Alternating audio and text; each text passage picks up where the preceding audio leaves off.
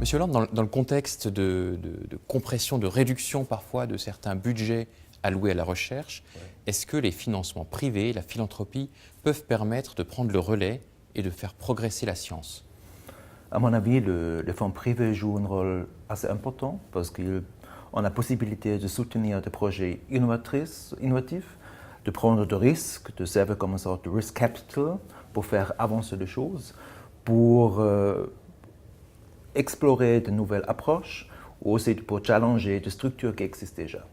Et comme on n'est pas lié avec un agenda politique, on a beaucoup de liberté de bien réfléchir où on aimerait bien investir d'argent pour attaquer le problème de la société globale et le problème de la vie réelle aussi. Est-ce qu'il y a une approche différente entre la philanthropie anglo-saxonne et puis celle qu'on vit en Europe continentale que vous expérimentez en Suisse alémanique notamment? Moi, je peux que parler pour notre fondation parce qu'il y a différentes sortes de travailler avec des projets.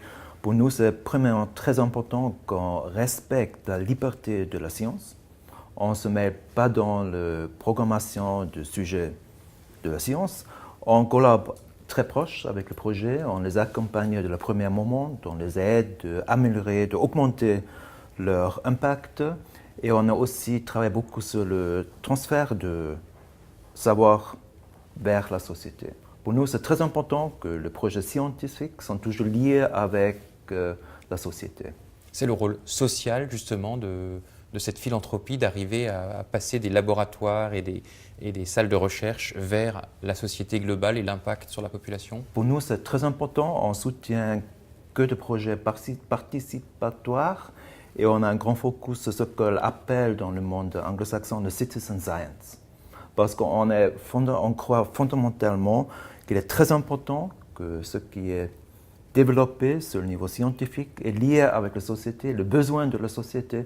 Et comme les projets aujourd'hui ou les problèmes aujourd'hui sont tellement complexes, on a besoin pas que de chercheurs, mais aussi de la société dans sa globalité, des intérêts groupes et de personnes privées pour désigner un projet, mais aussi pour rassembler d'informations et pour implémenter à la fin le résultat scientifique dans la vie réelle.